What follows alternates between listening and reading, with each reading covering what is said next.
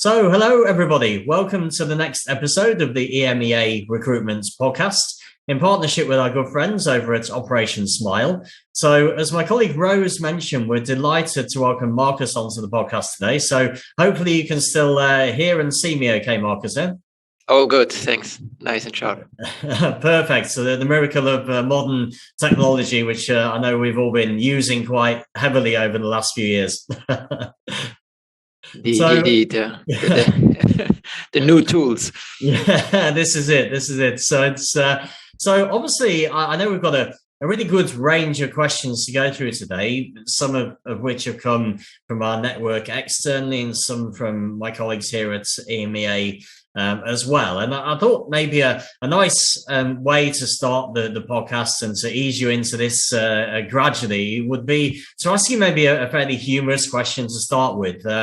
Obviously, I mentioned at the start that our podcast is in connection with Operation Smile. So they are a medical charity that help children born with cleft lip and palate issues in developing countries. And given that their name is Operation Smile, I thought I'd ask you really what the last thing was that made you smile, Markus. Actually, it's my mom's birthday today, and I called her earlier today, and just part of that chat, had some funny moments. So family, people.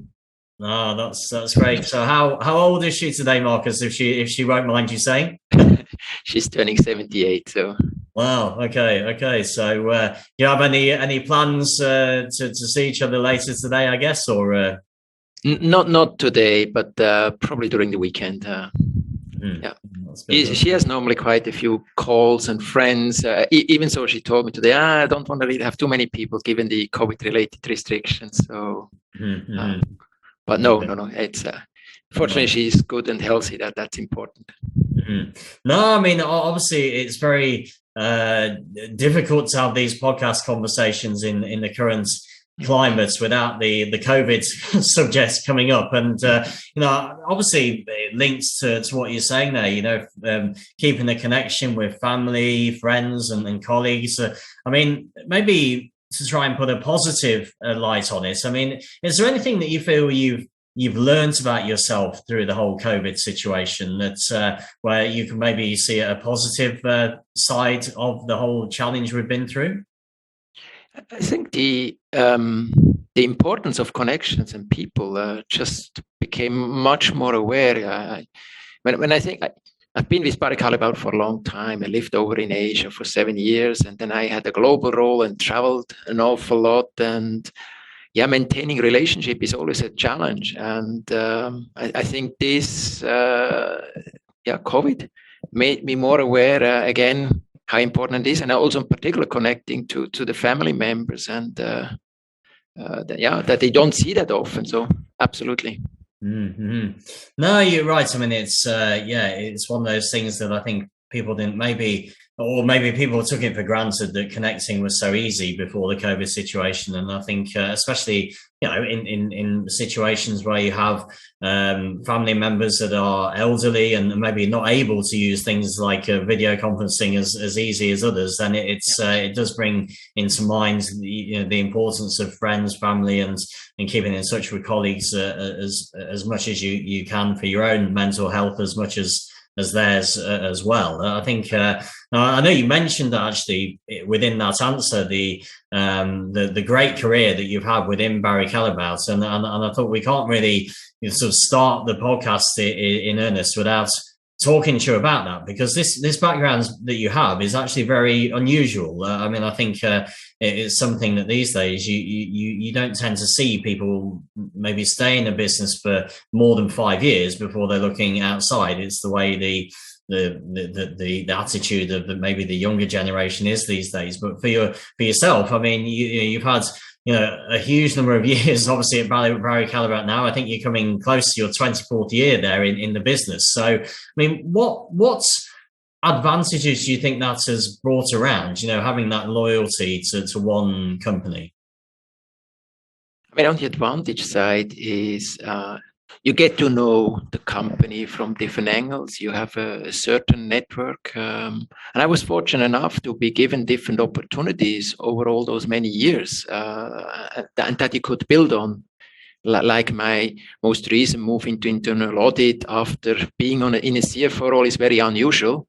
At the same time, I can build on that. So when I look at my today's role, it would be much harder had I not had the various roles I was fortunate enough to have. And I think that's one.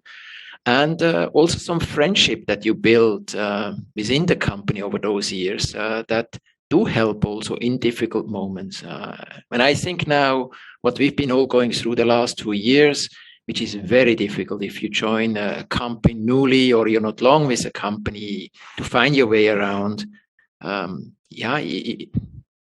Now I know to whom to go to, but I also know what it means for others that come newly, and I can help them to integrate and maybe give them hints what to do. So I think there are different ways to leverage the years. Mm-hmm. I mean, obviously, when you look at Barry Callebaut as a business, you can see you're not alone in this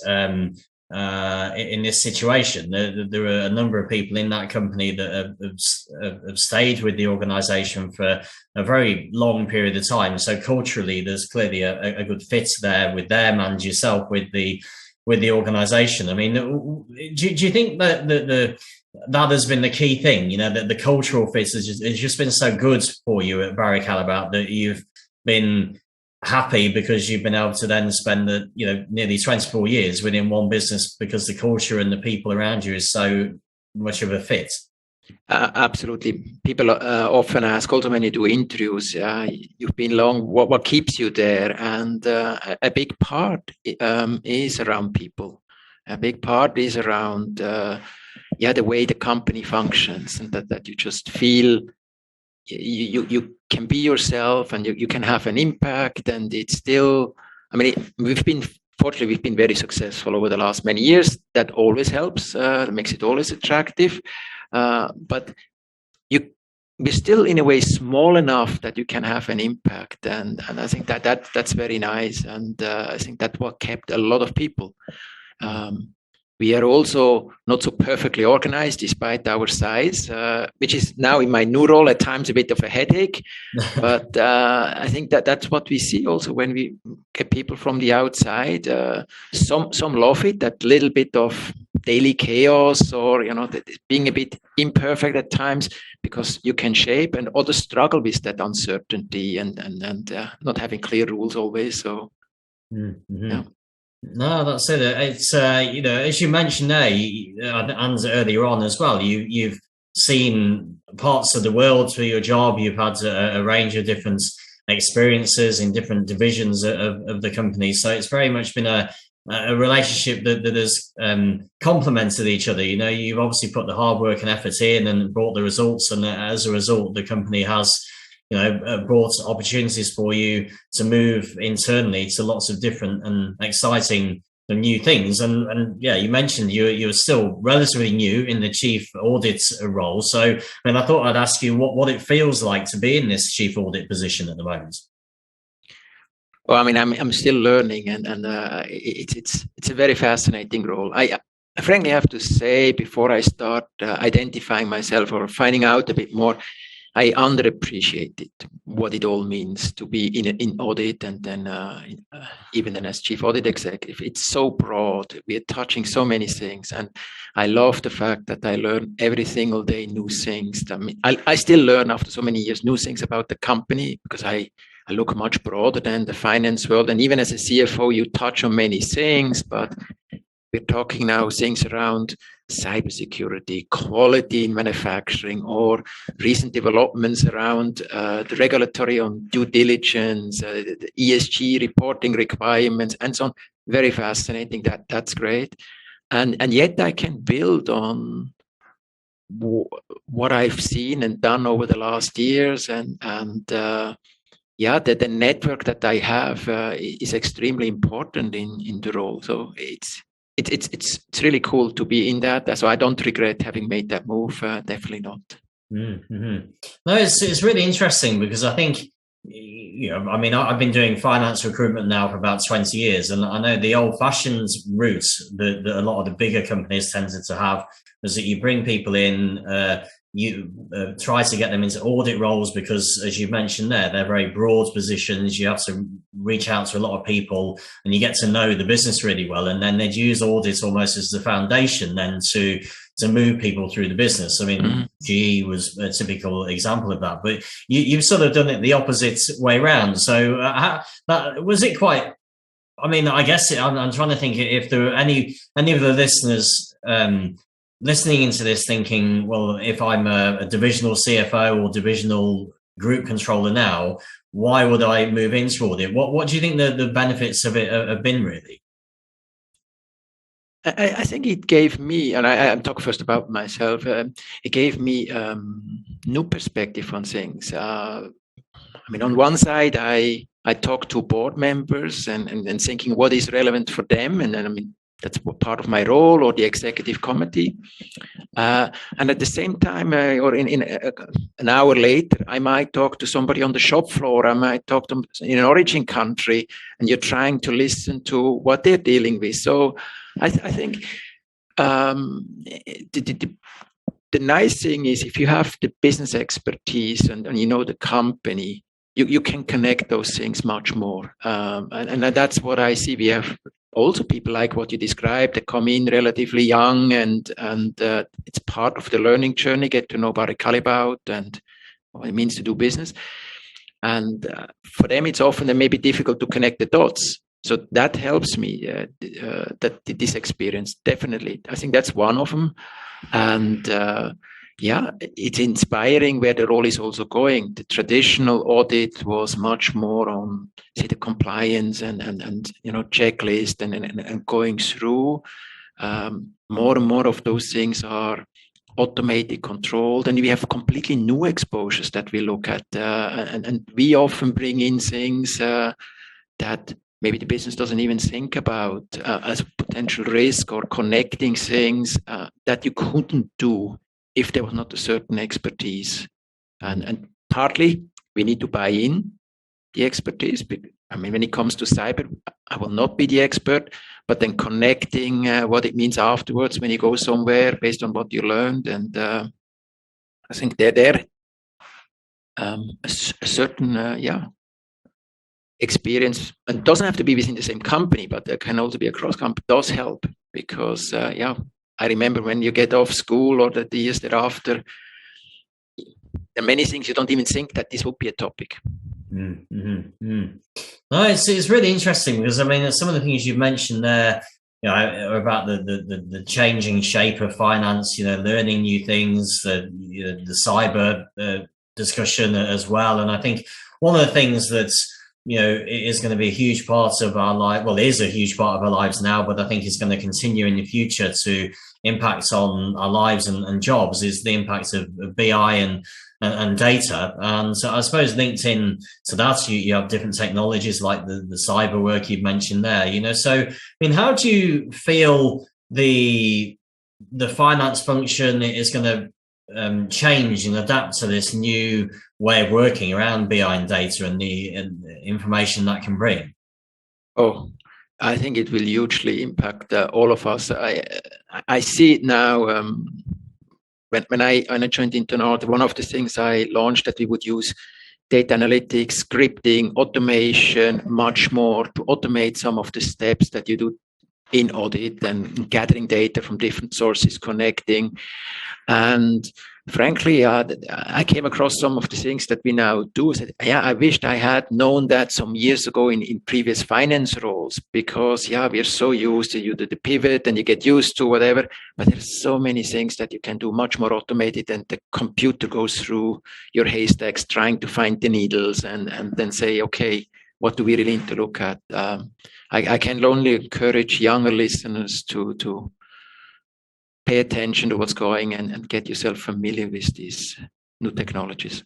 I mean, they will be much better educated than us, and I'm probably quickly overtake, but it's so important to go into this technological world.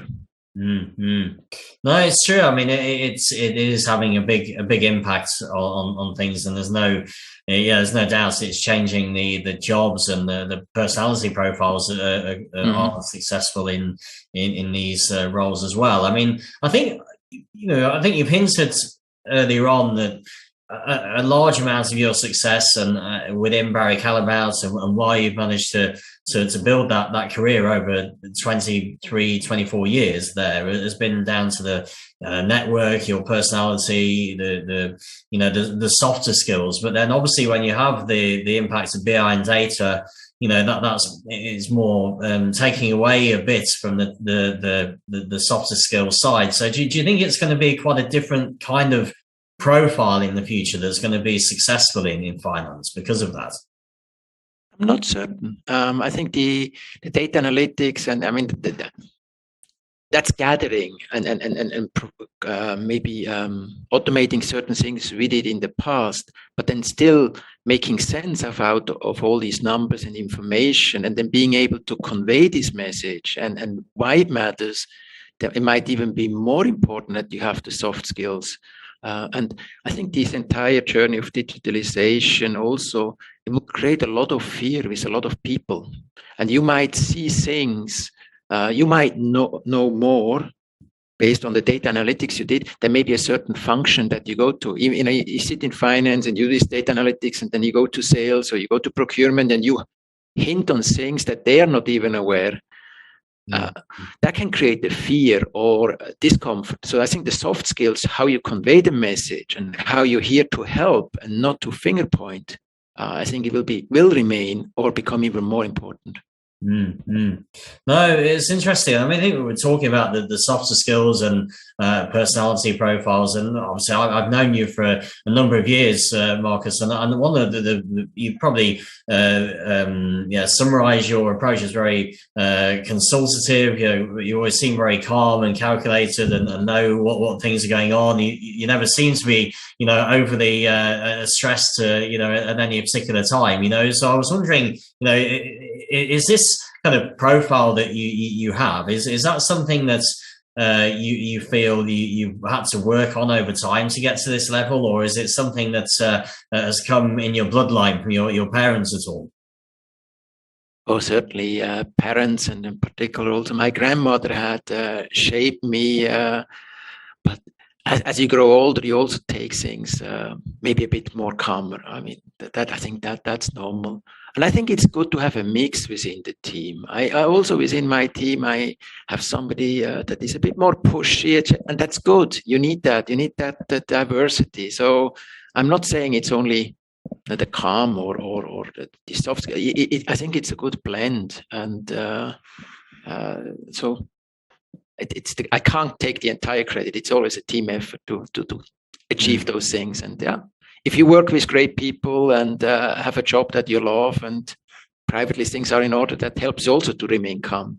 No, this is true. So are you quite structured in your approach at home and at work? Because to keep that calmness, you often find that people who are quite calm and can evaluate situations in the best way, they can do that because, as you say, they have their life in order. So do you have a very focused approach to working on your priorities each day and a very strong at time management?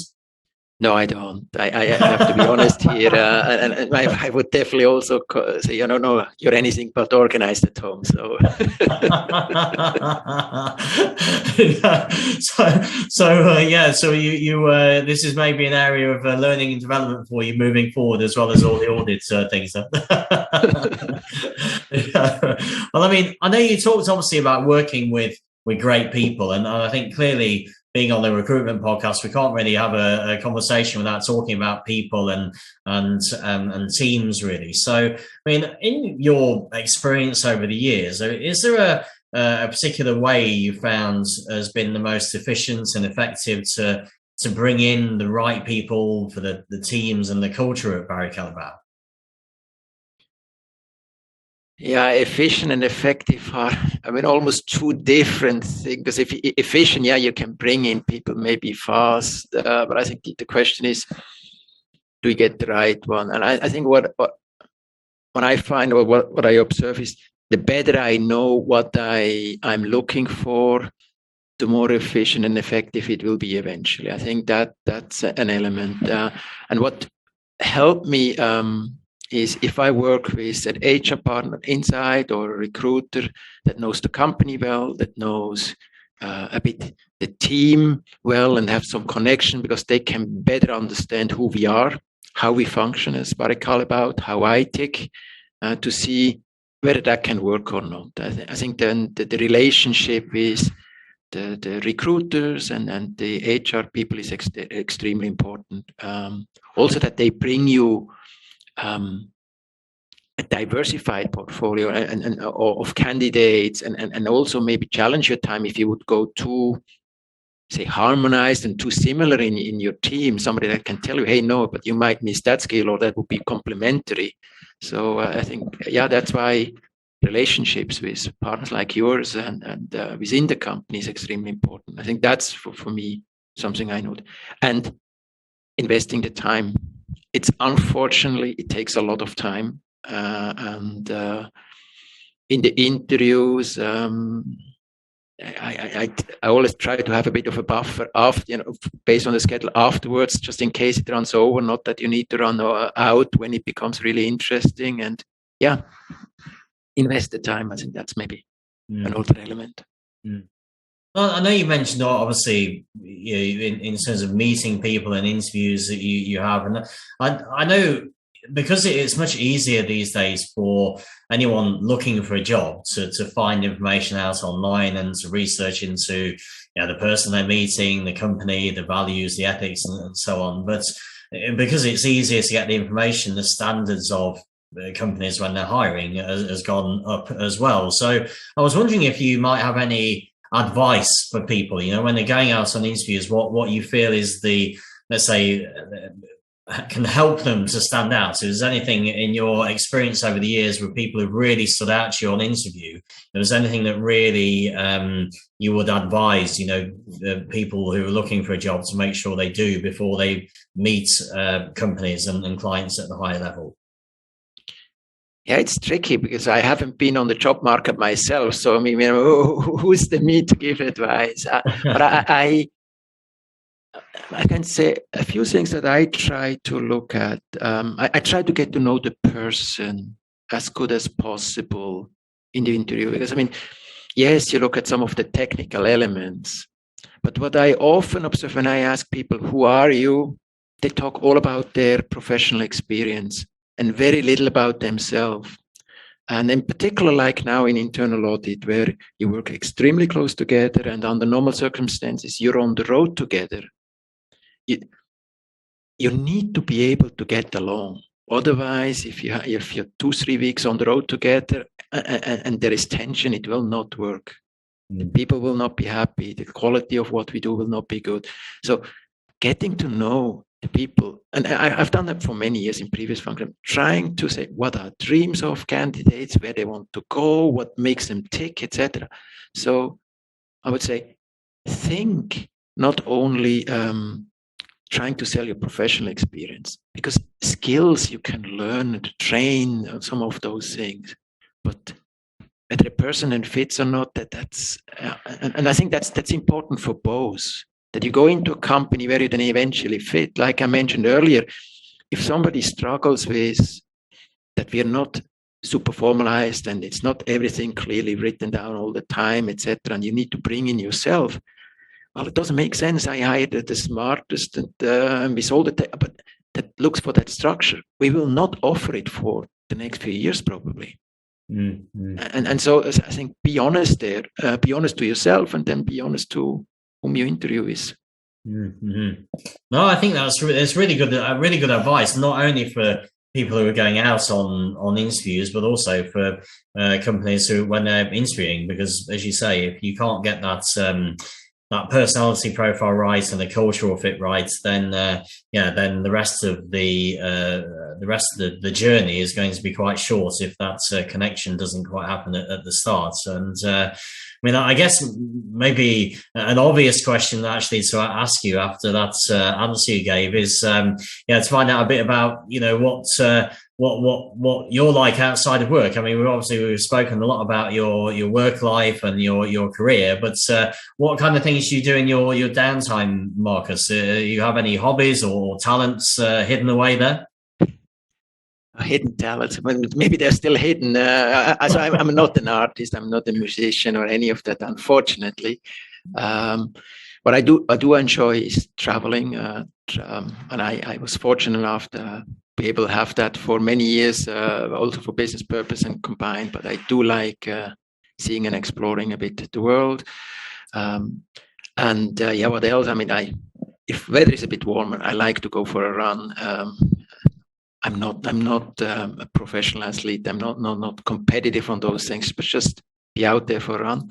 And I listen to tons of different podcasts that on different topics, and read a couple of things. I mean, on the reading and the podcast side, are there any particular books or podcasts that really stand out to you that you enjoy listening to? I mean, I know obviously the EMEA one will be the top of your list, but other than that, any others that jump out to you that you think are really good for people to take a listen to? That depends a bit on the interest. While I was living over in Asia, I followed several of the Swiss politics one, the news to know what's happening back home. But now I try to listen to a couple which are around technology, because I'm just interested in. And then there's a funny one which is called Pivot. It's an American one. It has an element of technology, a bit of politics. It's with Kara Switzer and Scott Galloway. It's entertaining as well. It's not. They talk about U.S. politics, etc., but there are also elements around where technology takes us and the power of Google and Facebook, etc., that makes me think in an entertaining way. And there is so much. I have far too many subscribed. I can't listen to them all. So at times it's also based on the mood, or when I go for a run, say, okay, I listen to this or that. I think it's fascinating what's all out there, and I think the good thing is if you keep changing a bit and ask friends as well for recommendations. Mm-hmm. Yeah, you're right. There's such a wide range of topics and subjects out there. You can learn almost any subject you want to on a podcast or an app these days. That it's quite incredible. And I think we've seen over the whole COVID situation, a lot of people have taken up new hobbies or learning new talents just because they've been able to do that from the. Tom, and I have one that goes now. I forgot how I built this. That is one I highly recommend. Okay. It's also US HBR, but it talks about how founders set up companies and the struggle they went through. And yes, these are the stories that eventually usually have a happy ending.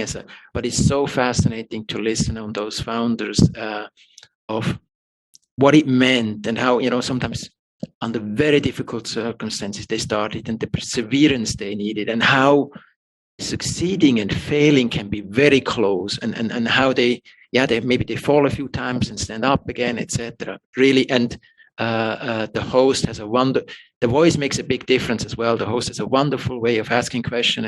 It's really very, very well done. Oh, that's good. Who is the host on that one? Do you know the? Yeah, I know. I just skip them. Then it's How I Built This from HBR, and it's. I hope it comes back in a second. But just skip me. Sorry for that. It's going to be easy to search on How I Built This anyway, and then that will come up. So that's interesting, and I think maybe the last question to ask you, and it's maybe it's a humorous one, but it's also is linked to something you mentioned yourself earlier on about how you interview people when you're meeting them in the business. So you talk about, what their dreams are. And I thought, okay, so it's a big question to ask you, but maybe an interesting one to end things on. So what dreams are in the head of Markus at this stage? Huh? Well, I mean, a small one that I always tell my wife, I still would like to go to Tibet and explore a bit more of China. That's not a very big, but that keeps nagging me that I never made it to Tibet yet. My wife, by the way, is from China, so I will have hopefully a good host. And kind of this fantasy or this real dream thing. I love techno music, and I always say, yeah, being on a DJ stage or whatever, that must be so fascinating. I don't know, somewhere get closer to something like that, which I think that will remain a dream. But you never know. You never know. You could learn to be a DJ in at home, and then we might see you in Ibiza one day. That's it. That's it. It could be an event for finance professionals, a techno music event for finance professionals. I can see there's a niche market there, I think. Well, that's great. I mean, I've really appreciated your time on the podcast today, Markus. I know you're really busy, so it's great to have the time with you. I found it really insightful, and I know the listeners will enjoy it as well. It's always interesting to have these conversations about people's careers, and as I say, I know we focus quite a bit on the fact that you've had that length of time in one company, but it's so unique, I would almost say, these days, and it's a testament to the loyalty, the honesty that yourself and Barry Callebaut share, so it's great to see that's happening, and it continues to do so. So yeah, huge thanks for your time. And I was just going to ask you if there's a way that the network can reach out to you. What's the easiest way they can do that? I think the best way is always LinkedIn, Markus Studhalter, Barry Callebaut. I think then you will find me relatively quickly. Yeah, what we'll do, we'll make sure we put the link to your name under the podcast promotions and make it easy for people to connect with you. And hopefully you given that you've shared your secrets, talents and dreams, you never know, you might get some connections to partner up on some of these dreams. That'd be quite cool. Thanks for having me. That was a pleasure. No, it's great to speak to you. Always a pleasure to speak to you, Markus. Hopefully everything goes well, and we'll keep in touch. Thank you. Thank you. Bye-bye.